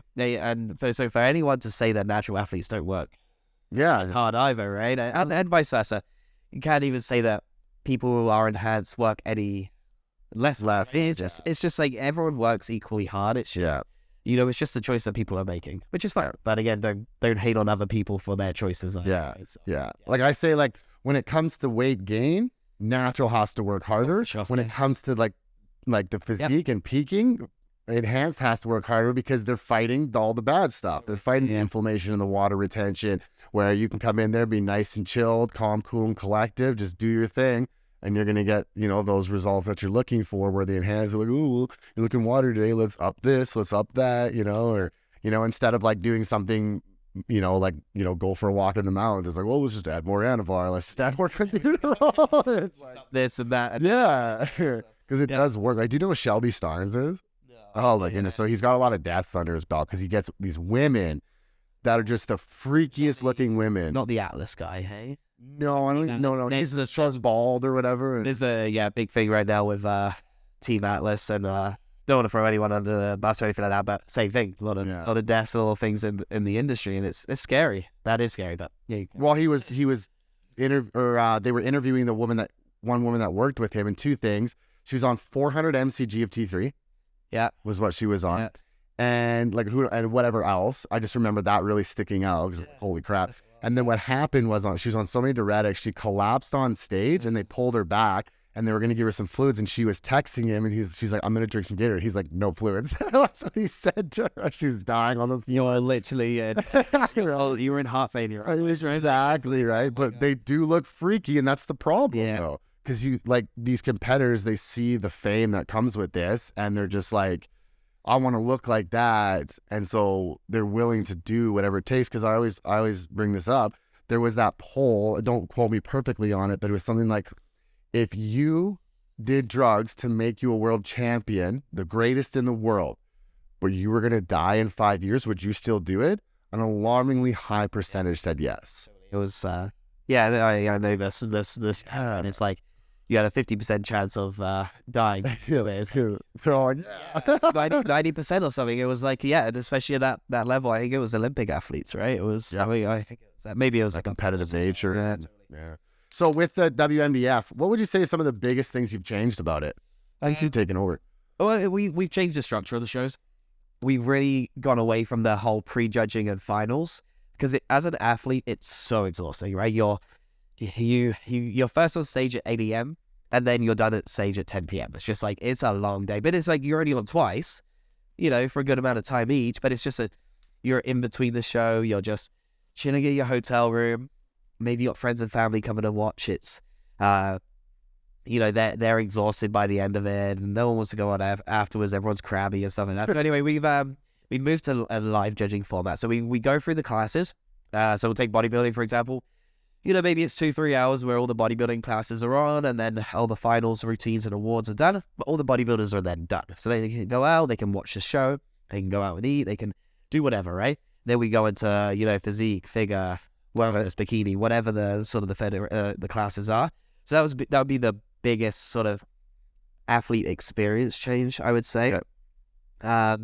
We've brought in like swords and sashes and crowns and stuff like that for like the winners because it's something really cool. Yeah. Like you have a sword in your wall and it's like, that was my hard win and stuff like that. So we've done some things like that. I think those would probably be the sort of the biggest two sort of changes within the show themselves.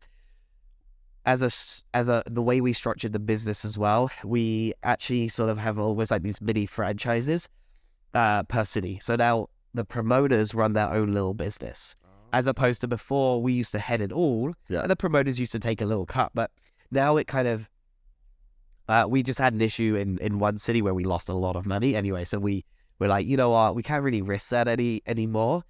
But at the same time, then it makes the promoters work harder. Yeah, okay. Bigger shows have a better show, have a better experience, more athletes, etc. Yeah. So then they just pay a little franchise fee where we help them out, social media. We have all the systems in place, so it's plug and play on their behalf, and then they can just promote it. They can find the venues and perfect such like that. So that would be from a structural. That would be a major change as well. Yeah. Okay. Now are these shows just one day? Or are they the whole weekend? It's one day typically. We have a pro-am which we're running over 2 days in Calgary just because it is our biggest show. Okay. So we'll do amateur on the Saturday, pro on the Sunday. That one's coming up, right? In October, There's a little bit this year. But yeah, typically one day. The polygraphing, because it does take a long time to polygraph a set of athletes, they start a week before. Okay, yeah. And then... That's like a third-party company kind of thing? Yeah. Yeah, okay. Yeah, and they do all our shows, so it's very consistent, such like that. And then tanning... all that stuff is done the day prior, athlete check-ins and stuff like that. So it is a bit of a lead up to the single day event, but there are things that obviously go on and such like that. So yeah, And then, we generally like to partner with a lot of the same teams. So our tanning team, they go to most of our shows. They come to our world championships to tan our team as well. Nice. Hair and makeup. Then we like to outsource to the local companies and stuff like that. Hair and makeup in particular, suit designers and stuff like that. Yeah. Okay. Yeah. So do you coach a lot of the athletes going into these? Not very many. Like I have my handful. Yeah. I don't ever advertise any of my coaching services. Yeah, I've removed my intake form from the website. Yeah. I know that I probably could and should. And have a little team under me that maybe take that. But I only coach people that I really feel like that I really want to work with. And so most of the time it's first-time competitors. And I want to make sure that they are doing it as healthy as possible and have the best experience as possible. Even if they don't come in 100% their best, I would prefer to be 95% and have them a good experience and a good showing, and then have them want to do it again. And at the same time, as a coach, I'm learning their body and their physique and how they're responding and such like that. So that if we were to do it again, I also know their personality as well, where I'm like, okay, we can actually push harder here. Yeah. Rather than pushing harder at the very beginning and then burning out and not even making it. Scaring them off. Right? And then they have a bad taste in the mouth about either the sport or the federation or me as a coach, right? Mm-hmm. So that's my general philosophy. And so I do coach, but it's a handful. It's 5 athletes at a time sort of thing. So any coaching any this upcoming one? I got a couple competing, a couple of again, all first timers, I believe. I think I have one athlete she's competed at a few world championships. She's I also took her up through the Canadian Bodybuilding Federation as a natural athlete as well, and she got all the way up to nationals and stuff like that. So she's been coaching with me since for 10 years now. So awesome. But other than that, like that's a bit normally. So yeah, it's funny when you say like the bad taste in their mouth, because as mentioned, I get into like a lot of functional issues and everything, which there's a lot of learning behind that. There's a lot of like, I've made a lot of mistakes over the years. So like when you have these long-term clients, it's like you've tried like 17 different protocols. So when you finally gain the knowledge and the ability for this is what's actually going to heal you, they're just so exhausted at that point and sick of everything. It's so hard to be like, look, just trust me one more time, because like the science is advancing all the time. So then, because I deal with a lot of bacteria, so you learn about biofilms and you learn about Lyme and mycotoxins and all these things. And it's like, well, you said this was going to work before. I'm like, well, I thought it was. So here we are. It's a trial and experiment, right? But as long as you're going in with the right intentions to, again, create a healthier person, make a change, et cetera, then that's all you can do, right? And then you're learning from your experience so that you try something different the next time or whatever, right? Or you're recognizing, so the more and more clients you work with, you're just recognizing situations more quickly so that you can narrow it down a little bit quicker, right? So and I love the wording that you just used, trial and experiment. Yeah. Right? Yeah. It's not error, no. Right? Because like you got to learn from these things. It's only an error if you don't learn from it, right? So I like that. That's a good choice of wording. So we got the WNBF. And you're not, because I don't see really personal train anymore, do you? I still have again, it's usually the same clients that we've been working with for quite a while. I rarely take on a new client. Are you doing the classes still? No. Yeah. Actually, you know what? I am, and it's the same 4 to 5 ladies. Is that at the private gym? Or? Well, I said the main gym, it's just in the evenings. Oh, okay. And I think it's evening also. Yeah. But again, it's all of my clients have been with me for 5+ years typically, and it's more of a relationship now, right? It's you're still helping them out, giving value. That half the time they're not going to be doing it without you, right? So but outside of that, I'm rarely taking on new clients. Again, that's why anyone who comes in, I'm usually pairing them up with a trainer that would be a better fit, right? Because there's a good amount of experience at Kings. Everyone has different backgrounds and personality types. So I'm just like, I feel like this person will be a good fit for you, and then they can take them on as a client if it is a good fit, or it's if their client still wants to go ahead. So how when people reach out, it's not always 100% committed until right, so. Well, and I think too, like because you look at someone like you recommended Chad and Brian to me, which I'm super amazing. I love working with them. They're wonderful people, right?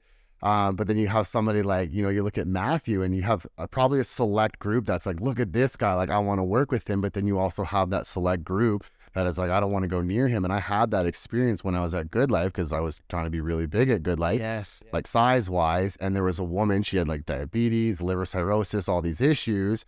And the fitness manager was like, no, trust me, you have to work with him. And she saw him and she's like, no. She's like, I'm not working with that. Now, luckily, I had the opportunity to talk to her and that completely changed. We became great friends, right? But it's like, yeah, so it's good to have like, I like that you're, being selective of it because, it's good to see like, okay, this person might do good with this, but they might be intimidated and stuff. Well, you bring up Matt's a good example. I've had an issue as well. Like, I don't know if you know Sean. He's blonde.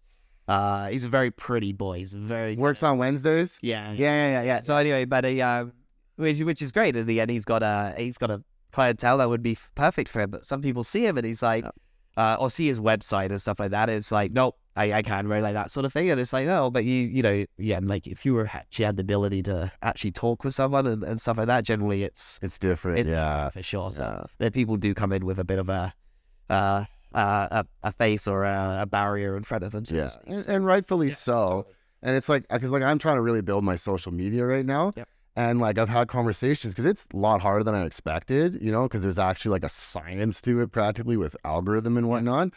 But like, so I'll be like, kind of like, I'll be honest, like venting to people. I'm just like, oh man.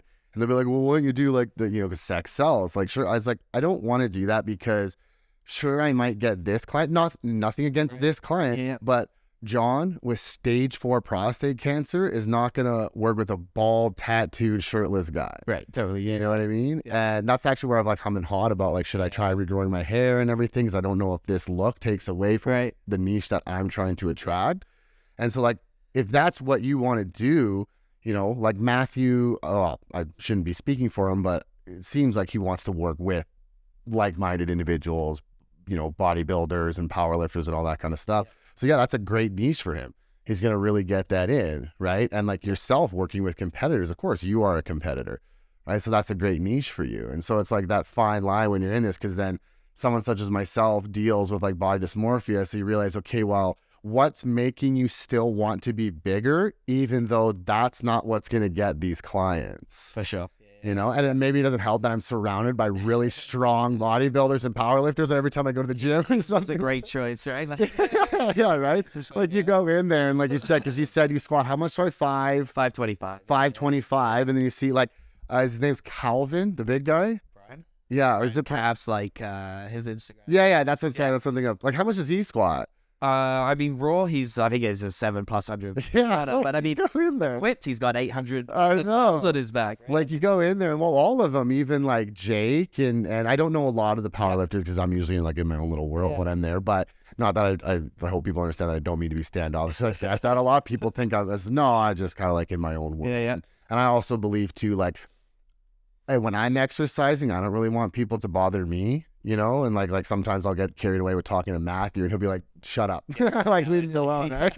And so I haven't conversed with many of them, but you look over there and it's just like, wow, like just the weight that these people are lifting. Well, you got females that are 120 pounds that are squatting 300 pounds. I know, and I'm lucky to do like plays twice the body weight as well. I think it's nuts. So it can be very intimidating. Yeah. But I think if you look at it from both spectrums, it can either be very intimidating or it can be hella motivating. Totally. And it's just a person who's coming in with that mindset, right? Right. And if they're coming in a little more open-minded, like, wow, that is really cool, and even being open-minded, it's like, and they know they're never going to do what they're doing. Yeah. It's like, they're like, oh, but maybe I could actually put a bar on my back and do something. Well, that's Sydney. Like that. That's exactly what Sydney said. And like we were talking about that. Because the thing good, like the only powerlifting community I know is Kings, so I can't compare to the other. But Sydney kind of said it was like this. Like after someone does one of those lifts, Brian doing 800 pounds,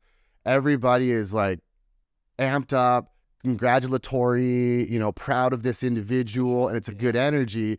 Where some people, especially bodybuilders, you don't get that same energy. Totally. You're always trying to put people down and stuff like that. Yeah. I think because bodybuilding is like a lot more damaging to the brain for some people, I think. So that a lot of like negativity is stemmed. Like I've been down that road. Like I heavily abused drugs due to some psychological issues and whatnot. And I was just like absolutely, most likely I was born with health issues, but they obviously exacerbated them. And you're in this very poor victim negative mentality and you really end up pushing people away.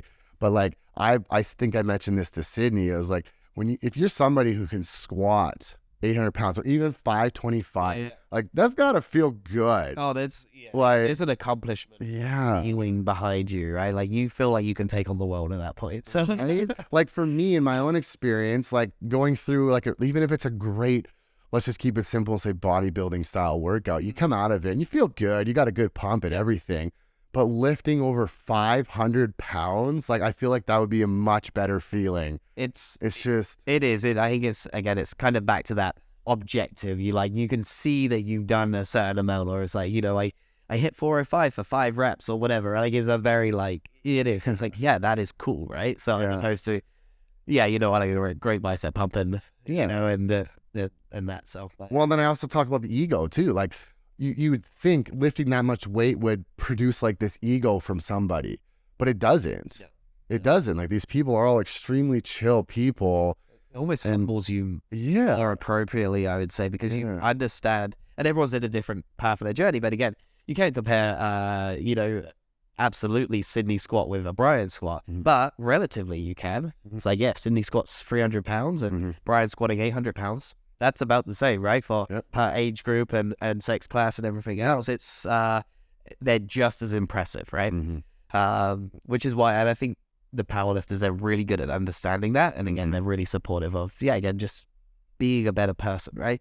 Being a stronger athlete, just trying to improve, that sort of idea, right? So, Yeah, well, like what Sydney said when she had hit a lift or won nationals or something like that, she like cried. She said it was a cry. Yeah. It was just, she set a PR on the platform. Yeah, and like she said the national record and everything, and she said it was just so overwhelming that she ended up crying rather than like where she's like, "Hoorah, look at me," kind of thing. It was just like this total like overwhelming sensation of emotion because she had accomplished this, and I'm like, yeah, like I could see that.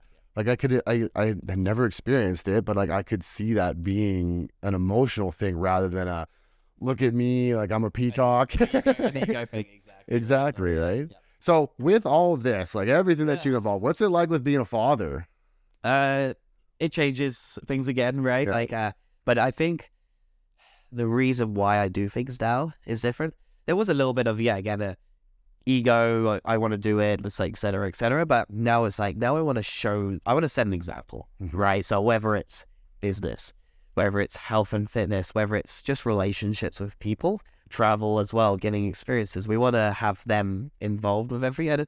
Be a good example, good role models, good mentors for them. So again, they're seeing us, they're in the environment, they're in the audience watching me compete and stuff like that, right? And so hopefully, again, I'm just trying to create good humans in the long run. But again, I think the reason why you do things do start to change, right?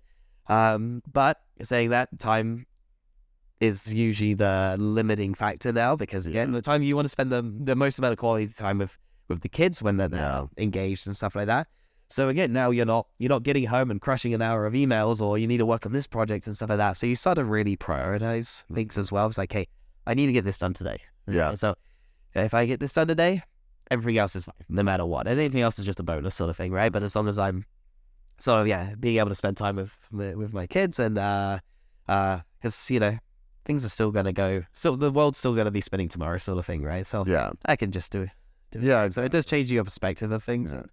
But it's more about time management, balancing and stuff like that. Saying probably no to more things now than ever in the past, right? And I think there's different cycles in your life, whether it's business, sports, where you're just saying you have to say yes to everything, right? To gain the relationships, the experiences and stuff like that. But there's a point now where you just can't do it anymore, right? Yeah. Otherwise, you become well established too. Over time and stuff like that, right? So time and a place and such as that. So I think obviously biggest change has probably been in the last few years, and that's also why I don't ever take on new clients and stuff like that as well. I'm like, I've got my really good core group of clients that I really enjoy to train, and they generally make my day better just by speaking to them and seeing them and stuff like that. So again, it's creating this life that I want to live, and again, be an example, the role model to those guys. Right? So, because Carter's 3.5, you said, and then Madison's 18 months. Yeah, because Carter's at that very impressionable age then too. Oh, yeah, he's picking up words, and he's really learning fast. So that was obviously the big time in his life when we can kind of hopefully mold that a little bit. And Yeah. So do you plan on having any more? 2 is done. Yeah. two and done? Done, yeah. Yeah. So what is your vision for them? I mean, I just want to set them. I want them to have the opportunity that I never had, in a way. I mean, I obviously had great opportunities and stuff like that, but I want to give them the experiences that I would have loved to had growing up and stuff like that. And then let them choose where they want to go. Right? I'm a competitive person. I enjoy sports and stuff like that. Heck, if they want to do piano and they want to do it their very best or whatever, or they want to create something out of it, absolutely fine, right? As long as they're doing some sort of physical activity and stuff like that, is good. But again, giving them the opportunity to be able to do what they want to do and set them up for success, and that's kind of how I want to kind of. That's awesome. Yeah. Because the world that we're in, we need more of that. Big time. Yeah. So. Yeah. Parents putting in, and like, because a lot of times, like, I talk to people and it's like, they're just so overwhelmed. And so like, it's amazing what you can do. Everything that you do in a day, you know, and you're still able to put your best foot forward to create this impression for your children. And that's really nice to hear. It's really refreshing. So yeah, like, speaking of that, Tyler, I don't want to take out too much time because I know you have so much going on. So I greatly freaking appreciate you coming on.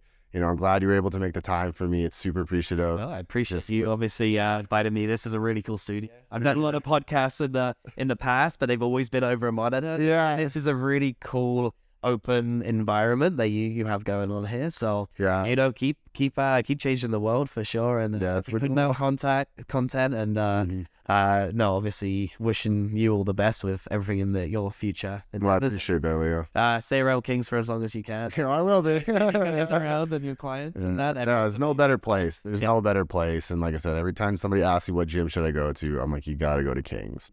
You got to go to Kings. So thank you so much again, Leo. Okay, it was wonderful chatting to you. And like, if time ever comes up again, we should do another one because there's lots to talk about. So thanks so much, Leo. Take care, everybody. All right.